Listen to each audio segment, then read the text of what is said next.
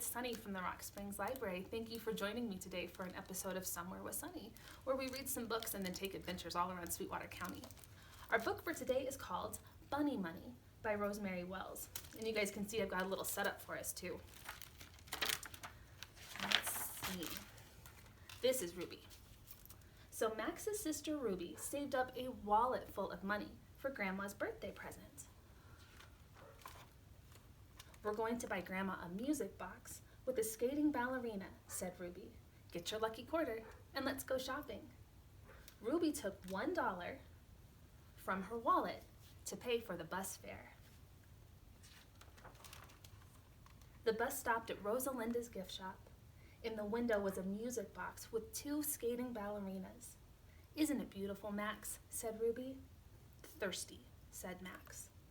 You may buy a very, very small lemonade, Max, said Ruby. Next door, in Candy's corner window, were hundreds of vampire teeth. Max knew Grandma would love a set of teeth with oozing cherry syrup inside for her birthday. Would your grandma like that? I don't think my grandma would have liked it much. He bought them instead of the lemonade. $2, please, said Candy. Take $2 off. Max wanted to make sure the teeth worked. He put them in. The teeth worked perfectly. Ruby had to take Max to the laundromat. Soap cost $1. The washer cost $1. And the dryer cost another $1. What's happening to all of Ruby's money? Is it going away? Money down the drain, Max, said Ruby. Hungry, said Max. It was lunchtime. Max finished off a peanut butter and jelly sandwich, 2 coconut cupcakes, and a banana shake. Lunch cost $4. 1, 2, 3, 4. They're almost out of money.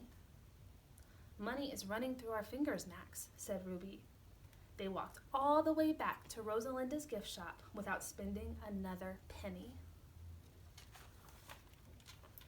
I'd like to buy the music box with the skating ballerina for Grandma's birthday, Ruby said to Rosalinda. It's $100, said Rosalinda. $100, said Ruby. The ice skates are made of real gold, Rosalinda explained. Ruby looked in her wallet.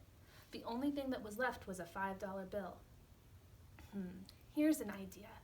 Bluebird earrings that play "Oh, What a Beautiful Morning" are on sale for $4 and gift wrapped is free. We'll take them, said Ruby. Ruby gave Rosalinda the $5 bill for the Bluebird earrings and went to pick out wrapping paper. $4 for the earrings, $1 in change, said Rosalinda. You take care of this dollar, young man. Max went back to Candy's corner. Glow-in-the-dark vampire teeth were half price. Most people like glow-in-the-dark vampire teeth much better than the oozing cherry kind, said Candy. Max bought a set for $1.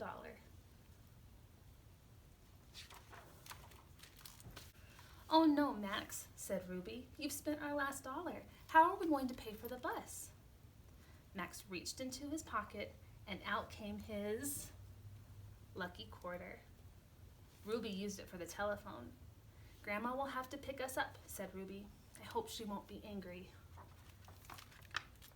Grandma was not angry at all. She was so thrilled she played the musical Bluebird earrings and wore the vampire teeth all the way home. Do you guys have money? Do you get an allowance or money for your birthday? Is it easy to hold on to, or do you spend it too fast like Ruby and Max did? So what do you think? We read a book about money today. Where would we go visit that we could talk about money? Would we go to the doctor's office? What about talking to an architect who builds houses and designs houses? I don't know. What do you guys think? Let's go find out.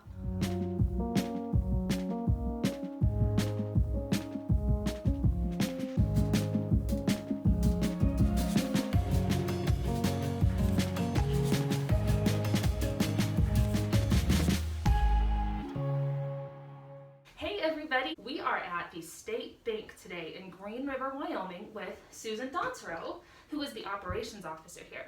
Now you guys can see I'm wearing my mask, right? But we decided since we were socially distancing that I could take my mask off to talk to Susan today. So we just wanted to let everybody know we're taking things very seriously, but we also need to be able to chat a little bit, right?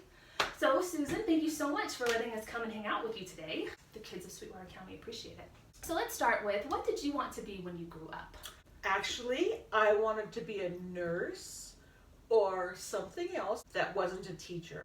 Fair enough. Do you find banking is anything like being a school teacher? Sometimes when you have to explain things to people, yes, it's like being a school teacher. Yeah, but it's worth it? Yes. Okay. And what is your favorite animal, Susan? Right now, it's a chicken. A chicken. Miss Susan has chickens, in case anyone didn't know, and I believe at least one rooster? We're pretty sure 3 roosters now. 3 roosters.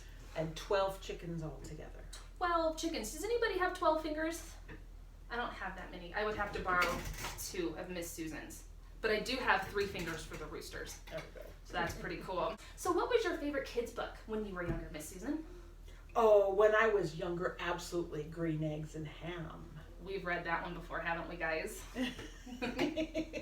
Let's see. So now, like I said, Miss Susan is the operations officer here at State Bank in Green River. How long did it take you to become an operations officer? In banking, it took me 13 years to become an operations officer. Yeah. I worked at this bank for 13 years, and I worked at another bank for 2 years or 2.5 years before that. And what does an operations officer do? You handle the day-to-day things that happen in the bank. We're the ones that make sure the money goes where it's supposed to go. And if you have a debit card and there's a problem with it, you come to me for it. Or if you open an account or close an account, you come to me for it. Sounds like Miss Susan's probably pretty busy most of the time. So is there anything you'd like kids to know about the banking field, or any advice you'd like to give kids who are thinking they might want to work in a bank? Do your homework. Always good advice. Always good advice. What about the education requirements? Could you tell us a little bit about what educational requirements are required to be in banking? Entry level, coming into the bank, you're going to have a high school diploma. Okay. Preferably, you'll have had some emphasis on business. And a lot of our people have gone on and gotten degrees at college level in business. Okay.